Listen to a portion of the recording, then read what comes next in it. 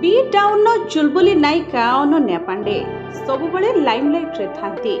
केतबळे निजर personal life को नहीं तो आउ केतबळे निजर प्रोफेशनल लाइफ को नहीं अनेक समय रे चर्चा रे थांती। अनन्या पांडे को नेटफ्लिक्स रो आगामी चलचित्र CTRL ले खूब शीघ्र देखा मिलिबो। वर्तमान CTRL चलचित्र रो ट्रेलर रिलीज हो जाइछे, जहाकू दर्शक माने पसंद करने सहित यहाकू भल प्रशंसा मध्य करिसेंती।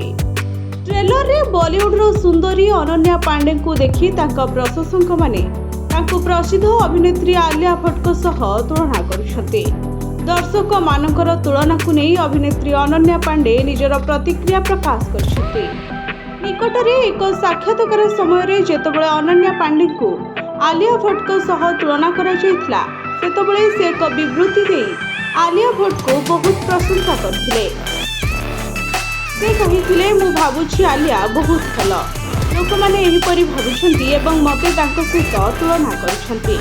एहा एक विराट प्रशंसा मो पई, किंतु वास्तव में मु भाबुछि आलिया जहा करिछंती ताहाकु मु केबे भी छुई परिबि नाही। अनन्याकर एही फिल्म अक्टोबर 4 रे मुक्ति लाभ करबाक जाउछि।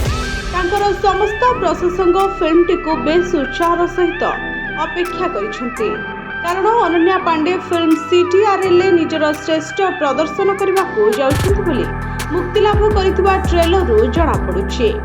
पूर्वरु तांको वेब सीरीज कॉल मी बे रिलीज होइतबा बेले जहाकू दर्शक माने पसंद करथिबा सहित एथिरे अनन्या दमदार चरित्र रे नजर आसिथिले। Bureau report STTV Odia.